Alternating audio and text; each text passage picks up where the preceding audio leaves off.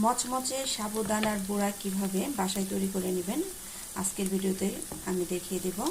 তো এটা খুবই সহজ এবং খুব হেলদিকর খাবার।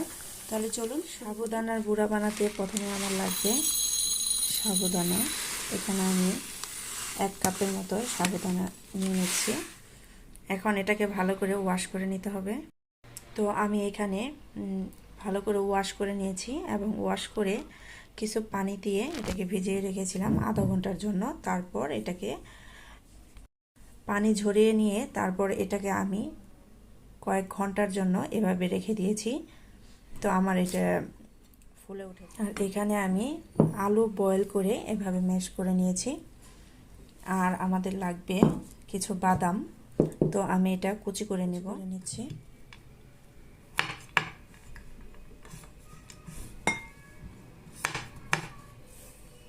তো আমি এভাবে কেটে নিয়েছি। তো আমার বাদামগুলো একটু ভাজা ছিল, আপনারা চাইলে একটু ভেজে নিতে পারেন, তাতে করে ফ্লেভারটা ভালো আসবে। এখন আমি একটা বোল নিয়ে নিয়েছি। সাবুদানা ভিজে রাখা শেষ সাবুদানাগুলো দিয়ে দিচ্ছি।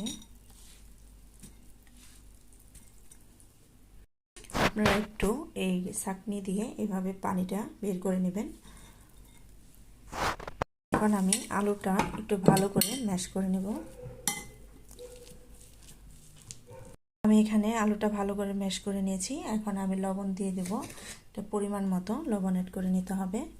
সাথে দিয়ে দিচ্ছি ধনিয়া পাতা কুচি, আর দিয়ে দেব কাঁচামরিচ। আমি এখানে 2টা কাঁচামরিচ দিয়েছি। সাথে দিয়ে দিচ্ছি আদা পেস্ট, সাথে দিয়ে দিচ্ছি জিরা পাউডার, দিয়ে দিচ্ছি ধনিয়া পাউডার। এগুলো ভালো করে এখন মিক্স করে নেব।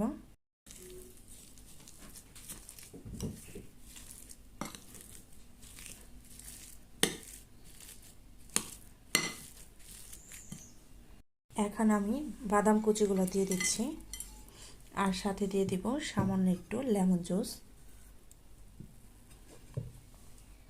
আর একটু ভালো করে মিক্স করে নিচ্ছি। মিক্স হয়ে গেছে। এখন আমি সাবুদানাগুলো নিয়ে নিচ্ছি। এগুলার সাথে সাবুদানাটা আমি অ্যাড করে নেব। আমি এগুলা আলাদা করে ম্যাশ করে নিয়েছি। এটার কারণ হচ্ছে সাবুদানাগুলো আমি ছোট নিয়েছি। তো এটা যদি একসাথে এগুলা মিক্স করি তাহলে দানাগুলো ভেঙে যাবে। তো সেজন্য আমি আলাদা এটা মিক্স করে নিয়েছি। তো আপনারা চাইলে একটু বড় সাবুদানাও নিতে পারেন। তো আমারগুলো ছোট ছোট, তাই আমি এইভাবে করে নিয়েছি। তো এখন মিক্স করে নিচ্ছি। ভালোভাবে সবগুলো মিক্স করে নেব।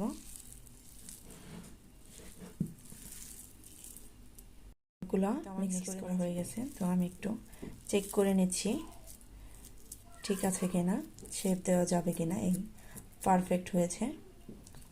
তো আমি এখন এটাকে আমি এখানে হাতের তালুতে একটু অয়েল নিয়ে নিয়েছি। তো আমি এখন এটাকে ভালো করে একটা শেপ দিয়ে নেব।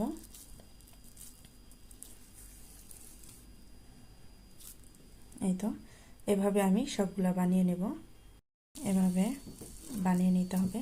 আমি আরও একবার দেখিয়ে দিচ্ছি। হাতের তালুতে এভাবে শেপ দিয়ে নিতে হবে 4-5টা। এই তো দেখুন, এভাবে আমি সবগুলো বানিয়ে নেব। এভাবে আমি সবগুলো বানিয়ে নিয়েছি। এখন আমি এটা ভাজতে চলে যাব। ফ্রাই প্যান বসিয়ে দিয়েছি। এখন আমি পরিমাণ মতো তেল ঢেলে নিচ্ছি। তেলটা গরম হয়ে গেছে। এখন আমি ফ্রাই করে নিব।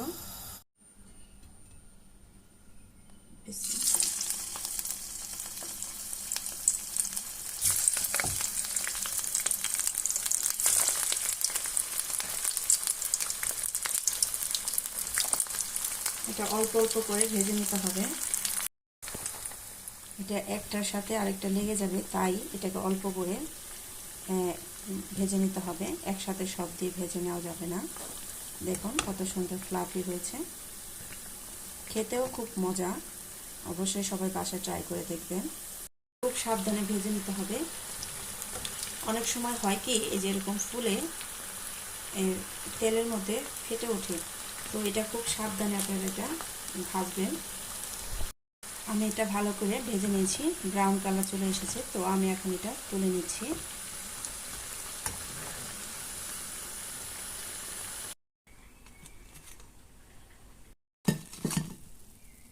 রেডি হয়ে গেল সাবুদানার বড়া। আর সাথে যদি থাকে কেচাপ বা চাটনি তাহলে তো আরও মজাদার খাবার হয়ে যায়। দেখতে যতটা লোভনীয় হয়েছে খেতেও ঠিক তেমনই হয়েছে।